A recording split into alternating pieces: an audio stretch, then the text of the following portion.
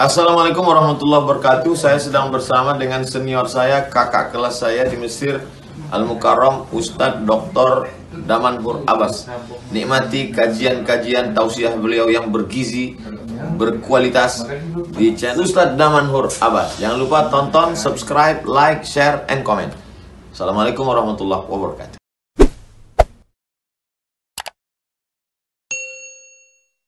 Assalamualaikum warahmatullahi wabarakatuh.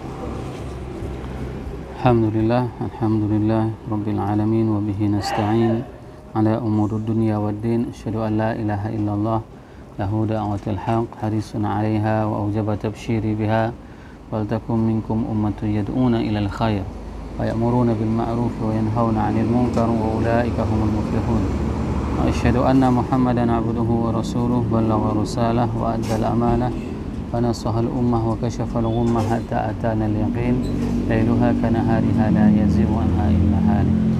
اللهم صل وسلم وبارك وأنعم على حبيبنا وشفيعنا وزخرنا ومولانا محمد وعلى أزواجه أمهات المؤمنين وذرياته وآل بيته وأصحابه أجمعين. رب اشرح لي صدري ويسر لي أمري واحلل عقدة من لساني يفقهوا قولي أما بعد. Saudaraku seiman yang dirahmati Allah, malam ini kita akan menyambung kembali kajian kita tentang salat. Kita akan mengupas salat secara keseluruhan di dalam Al-Quran, di mana Al-Quran menyebutkan salat ini lebih dari 61 kali. 61 kali Allah menyebutkan tentang salat di dalam Al-Quran.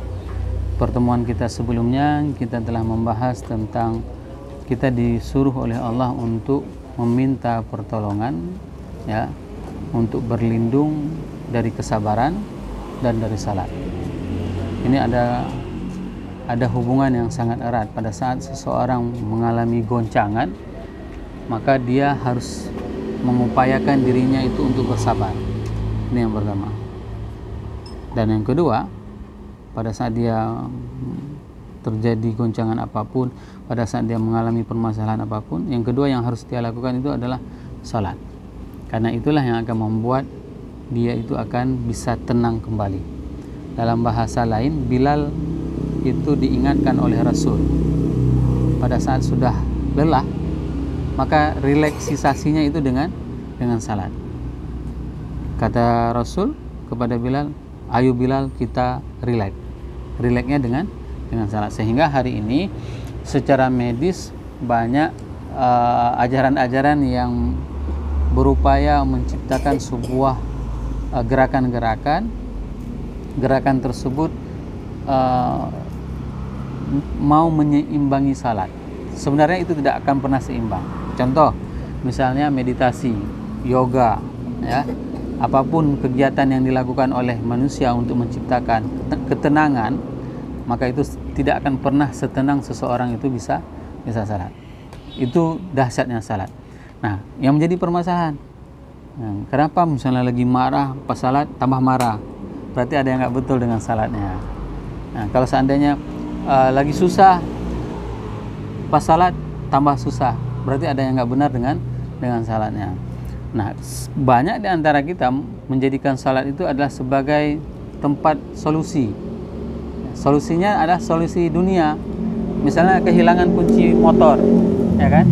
Pas lagi salat itu ketemu, Allahu Akbar, itu langsung mikir, ya, di mana kuncinya? Tek, oh di sana kuncinya. Kapan ketemunya? Pas lagi salat. Nah, jadi semua dialog pun bisa diselesaikan di dalam salat. Ini kesalahan kita pada saat kita melakukan salat. Para sahabat pada saat mereka perang Tabuk itu ada yang terkena panah. Dia terus salat sampai dengan pendarahannya semakin kencang. Dan dia tidak mau membatalkan salatnya. Kenapa? Karena kelezatan dia sedang berdialog dengan Allah. Ini sebuah kenikmatan yang dialami oleh orang-orang yang bisa menjadikan pertolongan dengan salat dan pertolongan dengan bersabar. Pada malam berbahagia ini kita akan membahas surat Al-Baqarah juga ayat 83 di mana Allah berfirman, A'udzubillahi minasyaitonirrajim. Bismillahirrahmanirrahim. Wa idh akhadna mitsaqa bani Israil la ta'buduna illallah wa bil walidaini ihsana wa dzil qurba wal yatama wal masakin wa qulu lin nasi husna wa aqimus shalah wa atuz zakah thumma tawallaitum illa qalilan minkum wa antum mu'ridun. Sadaqallahul azim. Bani Israel itu merupakan panggilan yang istimewa. Ya, semua keturunan Nabi Yakub, ya, Nabi Ishak, keturunannya itu dipanggil dengan Bani Israel. Nabi Ibrahim punya 2 anak, satu garis keturunannya Ismail, satu garis keturunannya adalah Ishak. Ishak beserta seluruh anak cucunya itu dipanggil Bani Israel kalau mereka baik. Pada saat mereka ingkar, maka mereka akan dipanggil Yahudi. Itu panggilannya. Harus dibedakan ya. Pada saat kita ketemu panggilan Yahudi di dalam Al-Quran, itu menandakan adalah keturunan dari Ishak, Yakub yang sudah menyeleweng. Tapi kalau seandainya mereka itu adalah yang masih kekeh terhadap ajaran agama Taurat, maka mereka dipanggil dengan Bani Israel. Nah, ada perjanjian yang disepakati antara Bani Israel dengan Allah. Apa saja perjanjiannya? Ini ajaran agama, syariatnya. Wa iz akhadna mitsaqa bani Israil. Mitsaq ini adalah ikatan yang kencang, ikatan yang kuat. Ikatan yang kuat itu adalah seperti ikatan pernikahan. Nah, nikah itu kuat sekali. Nah, kenapa? Dulunya nggak boleh pegang-pegang, hari ini boleh pegang-pegang, ya kan? Dulunya diharamkan, sekarang semua dihalalkan. Sehingga pada saat seseorang nikah, apa yang terjadi? Arasy Allah itu bergetar. Sudah saya pernah jelaskan arasy itu luasnya. Arasy itu luasnya adalah 70.000 malaikat setiap hari masuk. Satu malaikat kalau dikepakkan sayapnya itu tenggelam semuanya, gelap seluruh bumi ini. Seluruh bumi semua gelap. Itu baru satu sayap. Sedangkan malaikat punya beberapa sayap. Bisa dibayangkan bagaimana besarnya. Ya, uli ajnihatin masna wa sulasa, ya. Malaikat itu diciptakan dengan sayap yang banyak. Jadi nggak bisa kita bayangkan. Bukan seperti dalam animasi tubuhnya kecil mempunyai sayap yang banyak, bukan seperti itu. Begitulah dahsyatnya aras. Aras pada saat misak, perjanjian itu, ikatan itu diungkapkan oleh hambanya, baik dalam hal pernikahan, maka bergoyanglah, berguncanglah aras Allah. Oke? Allah ta'budu illallah. Allah ta'buduna illallah. Janganlah kalian menyembah selain Allah. Ya, ini ajaran kepada Bani Israel dan kepada kita juga. Ya, tidak boleh menyembah selain Allah. Kenapa? Bani Israel itu begitu ngelihat kaum yang lain Samiri, melihat menyembah anak sapi, apa yang mereka lakukan? Wahai Musa, buatlah kami Tuhan seperti mereka punya Tuhan. Ya, aneh ya. Mereka padahal sudah disuruh sembah Allah, tapi mereka kepingin menyembah patung. Itu orang-orang Bani Israel. Oke? Jangan menyembah selain Allah. Wabil walidaini ihsana, dan berbuat baiklah kepada kedua orang tua.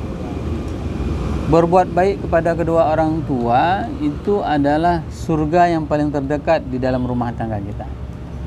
Nggak ada surga yang paling murah, ya, harganya adalah kecuali berbakti kepada orang tua. Saya sedih melihat beberapa kondisi anak pada saat dia masih mempunyai orang tua tidak pernah komunikasi sama orang tuanya. Sedih. Nah, misalnya tinggal satu kota, dia tidak pernah singgah ke rumah orang tuanya, sehingga orang tuanya itu memesan kepada saya, Ustadz tolong bilang sama anak saya, suruhlah dia ke rumah. Begitulah rindu orang tua. Nah, ini yang kita tidak habis memikirkan. Para sahabat Rasul dulu mereka itu adalah orang-orang yang berbakti kepada orang tua. Salah satunya itu adalah Abu Hurairah. Abu Hurairah itu orang yang paling mengabdi kepada ibunya. Ya. Begitu dia masuk Islam, ibunya belum masuk Islam. Apa yang terjadi? Ibu Abu Hurairah selalu mencaci maki Rasul. Coba bayangkan. Pada saat itu Abu Hurairah tidak tahan lagi dan dia meminta kepada Rasul, "Wahai Rasulullah, pintalah kepada Allah agar ibuku diberi hidayah." Kenapa? Karena dia sangat sayang dan cinta kepada ibundanya. Hari ini kita pernah nggak mendoakan orang tua kita seperti itu? Apalagi orang tuanya yang sudah meninggal. Tidak pernah bisa kita melepaskan kerinduan. Ya. Mau nyanyi, mau buat apapun, nggak akan pernah dia bisa dengarkan lagi. Telepon, kita telepon, HP-nya masih ada, nomornya masih hidup, tapi dia tidak bisa ngangkat lagi. Itu kalau sudah tidak ada. Kalau lagi ada, maka inilah kesempatan untuk berbakti. Berbakti itu gampang sekali. Seperti saya bilang tadi, kalau jauh dari kota, telepon. Apalagi sekarang sudah ada teknologi video call. Ya kan? Setiap hari tanyain, "Kabar mak? Sehat mak? Ya kan? Lagi ngapain? Ada apa nak?" Rindu. Bilang aja seperti itu. Itu bahagia sekali dia. Luar biasa bahagia. Kenapa begitu dia meninggal dunia, kita mau bilang rindu, nggak bisa didengarnya lagi. Nggak ada rasa bahagianya lagi. Kecuali satu, apa yang bisa kita lakukan pada saat dia sudah meninggal dunia? Berbaktinya itu adalah dengan kita menjaga seluruh amal kita, tidak melakukan kemaksiatan agar dia tidak disiksa di dalam kubur. Itu yang harus dijaga betul-betul. Pada saat seorang anak itu melakukan kemaksiatan, maka itu akan berdampak kepada orang tuanya. Kasihan. Ini sebuah cerita yang nyata. Pada saat dia meninggal suri, mati suri ya istilahnya, di bawah perjalanan, dan dia ditemukan dengan orang tuanya. Cerita di awal pas dia mati suri, dia lihat rohnya keluar, dan pada saat itu dia kepingin uang yang ada dalam kantong celana Levi's-nya itu yang 100.000, dia kepingin sedekah, padahal tadi nggak jadi dia sedekah. Kalau dia tahu kayak ini ceritanya meninggal, kenapa aku yang nggak ada di dalam kantong 100.000 itu kusedekahkan aja tadi. Dia pegang duit itu dalam kantong yang digantung itu masih ada. Dia udah mati nih. Habis itu apa? Dia dimandiin. Setelah dimandiin dia disalatin. Dia melihat semua prosesnya. Nah, pada saat yang paling menyedihkan dia bilang apa? Pas saat dia dimasukkan ke dalam neraka, ya, ketemu sama orang tuanya. Dibilang sama orang tuanya, "Rugi aku punya anak seperti kau." Dia bilang seperti itu. Itu yang membuat dia sedih luar biasa. Dia punya usahanya banyak. Dia bilang, dia usahanya banyak. Tapi apa yang terjadi? Dia tidak pernah sedekah untuk orang tuanya. Dia tidak pernah berdoa untuk orang tuanya. Maka pada saat orang tuanya diceritakan, orang tuanya itu berada di dalam neraka, yang neraka itu ada jerujinya, dan tunjuk-tunjuk dia caci maki ya. "Rugi aku punya anak sepertimu. Kubesarkan kamu. Kau tidak pernah berdoa kepadaku." Ini dia lihat langsung. Maka perintah berbakti kepada orang tua itu penting sekali. Penting sekali. Kalau hari ini tidak pernah mencium orang tua, cium. Ya, pulang, cium tangannya, peluk dia. Pasti aneh kan? Ada apa ini? Apa kemasukan anak saya katanya. Enggak pernah biasanya. Tapi ini harus dilakukan. Agar apa? Agar dia bahagia. Kebahagiaan dialah yang membuat kita bisa sukses. Hari ini terkadang kita menganggap bahwasanya kita sukses itu karena memang kerja keras kita. Enggak pernah itu terjadi. Enggak pernah. Sukses seorang anak itu karena panjatan doa dari orang tuanya. Terkadang dia tengah malam mengadu kepada Allah, ditengok anaknya susah, dia berdoa, mudahkan rezeki dia, selamatkan imannya. Itu doanya. Nah, yang paling anehnya seorang anak begitu dia sukses, dia lebih sayang sama istrinya, bukan salah ya. Dia lebih sayang kepada istrinya, lebih takut kepada istrinya daripada kepada orang tua. Itu salah. Tapi kalau dia sayang kepada orang tua dan dia sayang kepada istri dan sayang kepada kerabat, itulah yang harus kita lakukan. Wabil walidaini ihsana wazil qurba. Kenapa dikatakan dengan ihsan? Karena ihsan itulah berbuat baik, tidak terbatas. Baik orang tuanya itu kafir maupun orang tuanya Islam. Inilah hebatnya Al-Quran. Al-Quran memilih kata-kata ihsan. Ihsan itulah kebaikan. Tidak melarang, ya, tidak melarang seorang anak untuk berbuat baik kepada orang tua yang masih kafir. Saya punya teman dari Perancis, ya. Dia buat teh untuk ibunya setiap pagi. Dia buat sarapan untuk ibunya setiap pagi. Coba bayangkan. Sebelum dia masuk Islam, ini ibunya nggak tahu dia udah masuk Islam nih. Nah, kawan ini masuk Islam. Dia bilang, kayak mana caranya saya kasih tahu sama ibu saya masuk Islam? Jangan, saya bilang. Coba kamu datangkan ibumu dari Perancis, tinggal satu rumah sama kamu, berikan pelayanan. Nanti dia tanya, kok kamu berubah? Karena saya sudah Islam, Mak. Bilang seperti itu. Setiap hari dia layani. Dilayani ibunya, dia buat teh, dia buat sarapan, breakfast, ya kan? Makanan kesukaan ibunya, baru dia berangkat pergi kerja. Pulang dia tanya, mama mau makan apa? Dibawa pulang makanannya. Heran dia. Kenapa? Di Eropa nggak ada kewajiban seorang anak untuk mengabdi kepada orang tua. Begitu dia sweet 17, free. Nggak ada urusan. Ya? Inilah yang dikatakan dalam Al-Quran, wabil walidaini ihsana. Berbuat baik kepada orang tua. Ya? Oke, wabil walidaini ihsana wazil qurba, dan kerabat, wal yatama, dan anak yatim, wal masakin, dan orang-orang miskin. Siapa saja yang kita dahulukan, yaitu kerabat. Kita punya kerabat, punya saudara, itu yang kita duluan tolong. Jangan orang yang jauh kita tolong. Saudara kita sedang paceklik, tapi yang kita bantu adalah orang yang jauh. Tidak.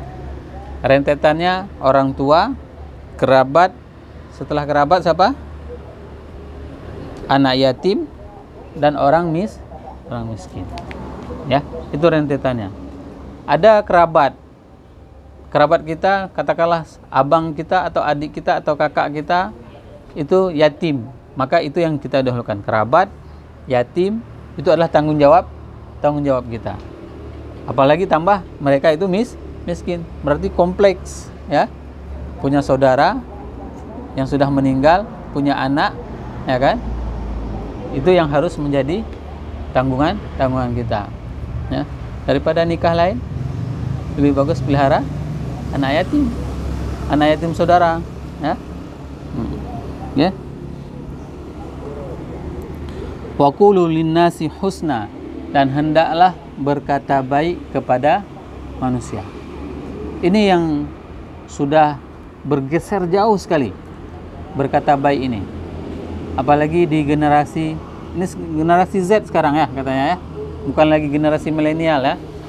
Milenial sudah out. 95 milenial, ya. Kalau Z 2000 ke atas. Nah, panggilan sesama temannya apa? Jir, katanya. Saya juga nggak tahu. Saya tanyain sama mereka, apa itu jir? Rupanya anjing, ya.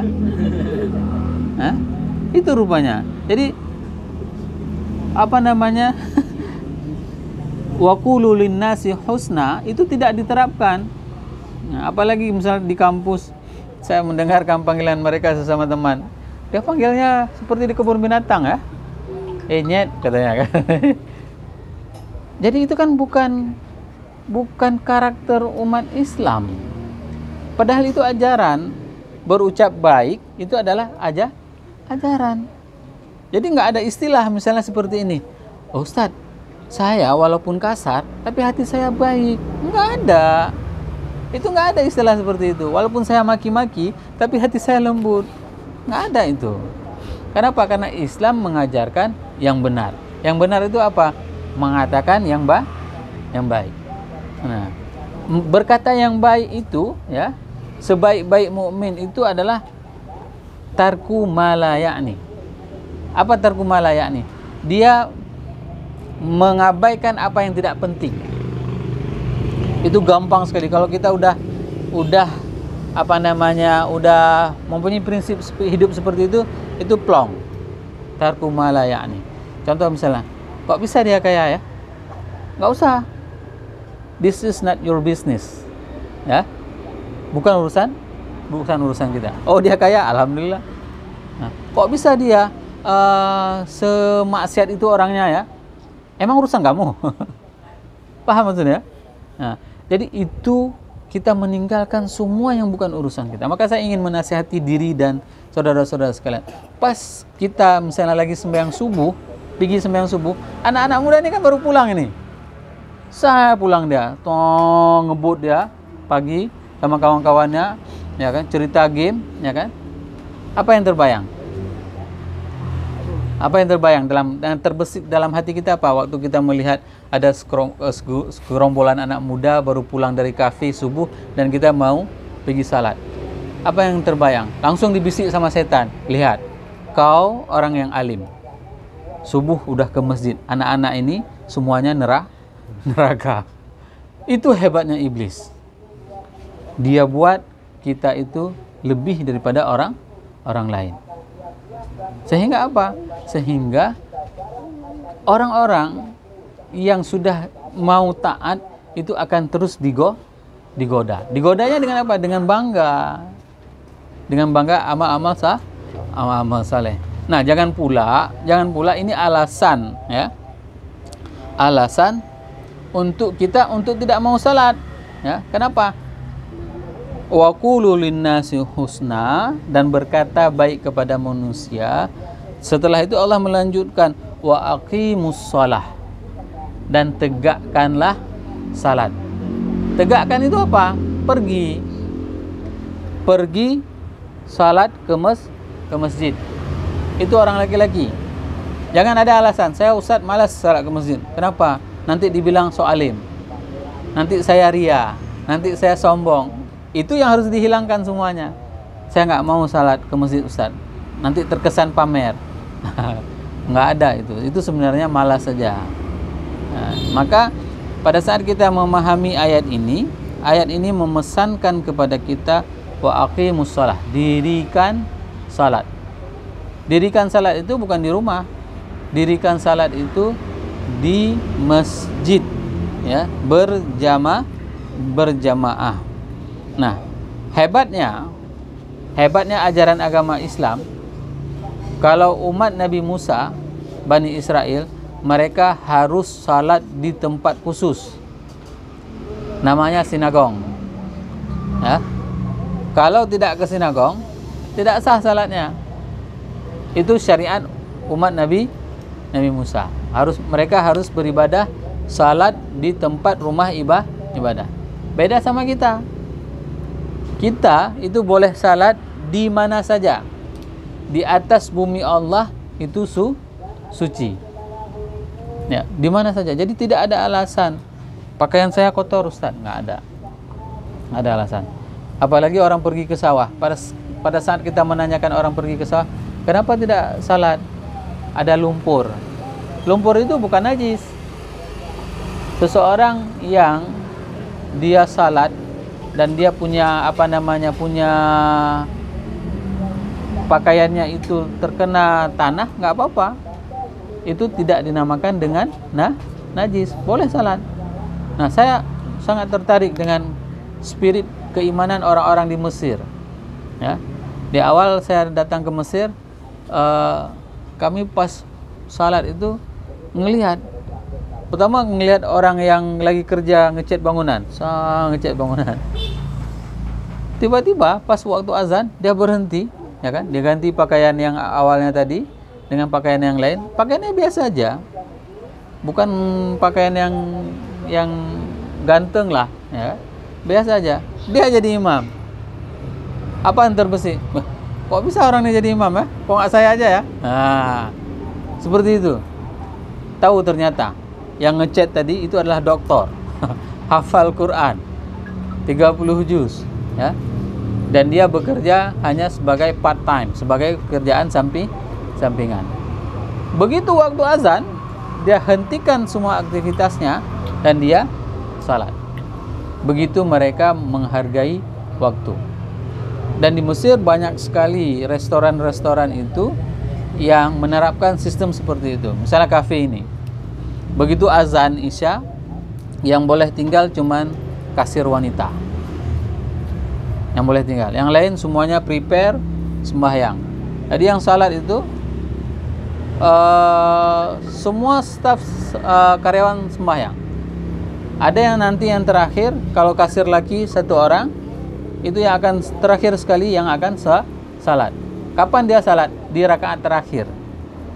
Pada saat ini udah sisa satu rakaat, dia baru turun salat. Sehingga apa? Ada kasir cadangan yang salat dari awal, dia sudah siap dan dia bisa menggantikan.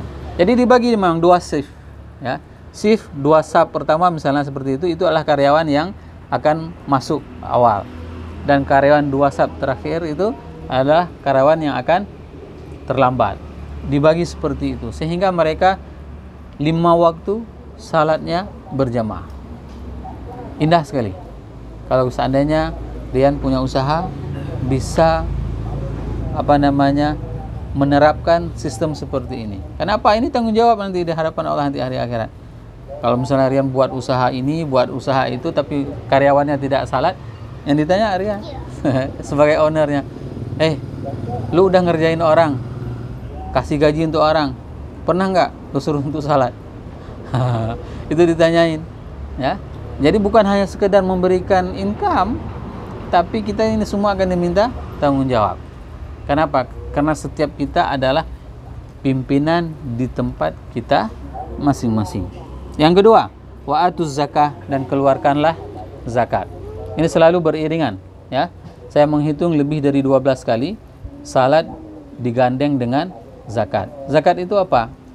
Harta yang wajib kita keluarkan apabila sudah sampai waktu dan kadarnya.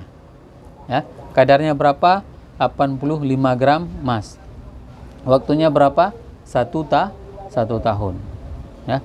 Misalnya kita punya usaha, ada duit dalam 1 tahun kita 85 gram emas. Berapa juta?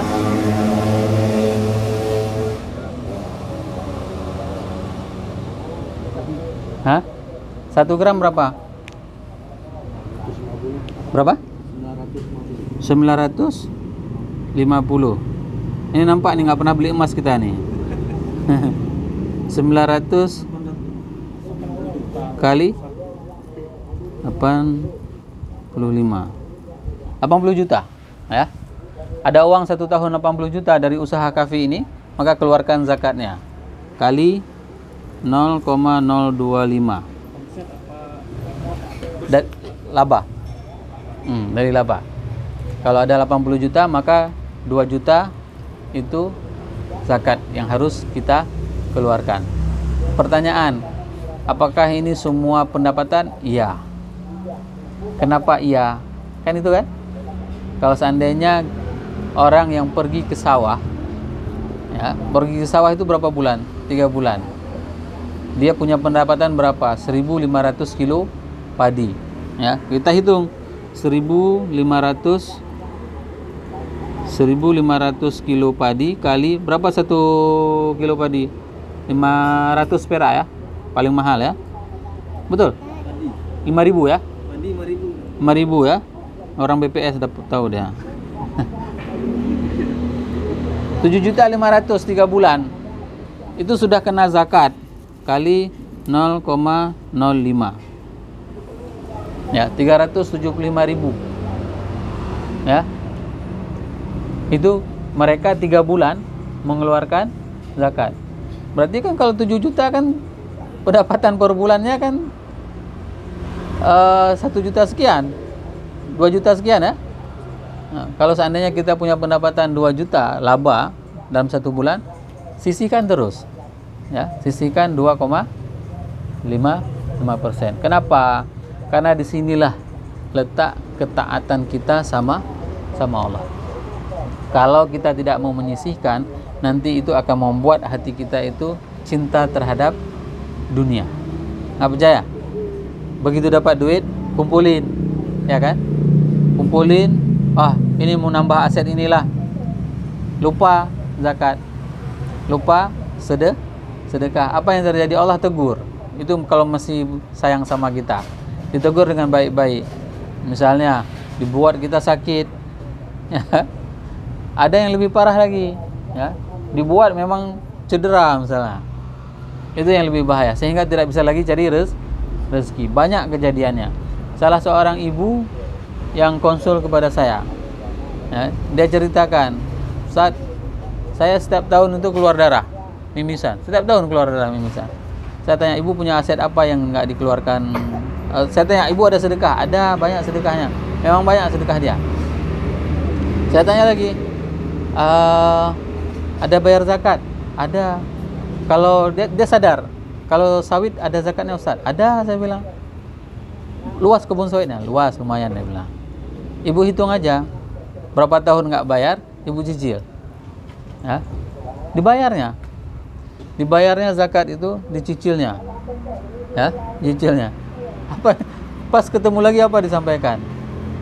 "Alhamdulillah Ustaz, darah itu nggak keluar lagi dia." Ya, itu masih baik kan? Ditegur seperti itu kan? Kalau dicepit satu urat, ya kan? Dicepit satu urat, tertidur kita di tempat tidur, nggak bisa buat apa-apa. Rezeki nggak bisa kita cari, ya kan? Semua nggak bisa, nggak ada apapun penghasilan yang dapat kita perolehi. Sehingga apa yang terjadi? Nol. Dulunya kita mempunyai income yang luar biasa, dari masuk uang sana sini semuanya. Begitu ingin dijepit sama Allah rezeki itu, selesai, nggak ada apa-apa. Itu yang paling menyedihkan. Summa tawaillaitum illa qalilan minkum. Kemudian orang-orang Bani Israel itu semuanya berpaling dari semua yang diungkapkan tadi, ya. Apa saja yang disuruh? Jangan sembah selain Allah, berbuat baik kepada orang tua, terus kepada kerabat, anak yatim, orang miskin, berkata baik, dirikan salat, tunaikan zakat, ya. Ini 8 hal yang diperintahkan di dalam Taurat, dan ini menjadi ajaran kita, ya. Sama, tidak ada perbedaan. Yang berbeda hanya syariatnya berbeda, seperti saya ceritakan tadi, ya. Kalau berbuat baik kepada orang tua sama, ya. Mereka para sahabat itu, saya sering menceritakan kisah anak muda yang paling parlente di Mekah, namanya Mus'ab bin Umair. Itu paling ganteng. Orang kalau ngelihat Mus'ab itu kebayang Rasul, ya, saking miripnya. Kalau dia ngelewati lorong, misalnya lewat lorong ini, itu pasti baunya kecium. Ini yang barusan lewat, misalnya parfum siapa misalnya. Oh, ini Mus'ab yang barusan lewat. Begitulah hebatnya Mus'ab. Kenapa? Karena dia dimanjakan oleh orang tuanya. Apa yang terjadi? Begitu dia masuk Islam, diboikot sama ibunya.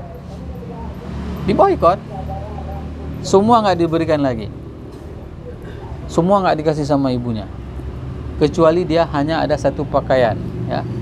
Pakaian yang makru'ah. Makru'ah itu pakaian yang yang udah kejahit-kejahit. Coba bayangkan, dari parlente, ya kan, menjadi miskin papa. Dan dia tidak pernah kesal. Tidak pernah kesal. Dan dia adalah orang yang mengislamkan semua penduduk Madinah. Spektakuler, ya. Spektakuler, kehidupannya sangat luar biasa. Dan pada saat dia meninggal dunia, kain kafannya tidak cukup. Coba bayangkan, dari kaya raya tadi, begitu meninggal kain kafannya tidak cukup.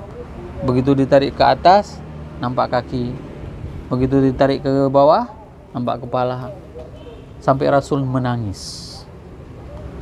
Rasul menangis melihat Mus'ab bin Umair, ya. Dan bahkan tangisan Rasul itu bukan hanya pada saat Mus'ab meninggal. Pada saat Mus'ab lagi masuk Masjidil Nabawi, masuk mengelintas majelis Rasul, dilihat sama Rasul, langsung Rasul menangis melihat kondisi Mus'ab. Rasul mengatakan bahwasanya ma ra'aitu ahadan fi Makkah ahsanul limmah.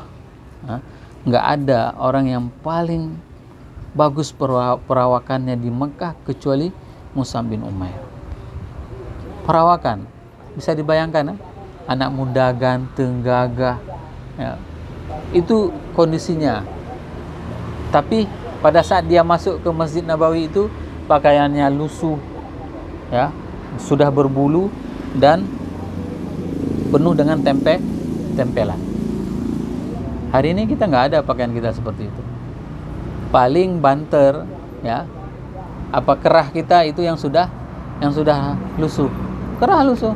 Tapi kalau sampai dengan jahitan baju kita itu nggak ada yang mau berani, apalagi dosen, ya kan? Nggak berani pakai baju tempelan. Padahal dulu itu hal yang biasa bagi para sahabat. Bukan mereka nggak punya, ya. Umar bin Khattab itu Amirul Mukminin, khalifah. Bajunya tempelannya 21 tempelan. 21 tempelan baju. Ya. Begitulah mereka dengan kesederhanaannya. Dan mereka tidak akan pernah tergoda dengan dunia ini. Begitulah mereka, para sahabat memberikan pelajaran kepada kita. Dan mereka adalah orang-orang yang meneruskan ajaran agama ini, sehingga kita hari ini bisa Islam, bisa beriman dengan aman, nyaman, dan indah. Saya kira demikian. Subhanakallahumma bihamdik, asyhadu an la ilaha illa anta astaghfiruka wa atubu ilaik. Assalamualaikum warahmatullahi wabarakatuh.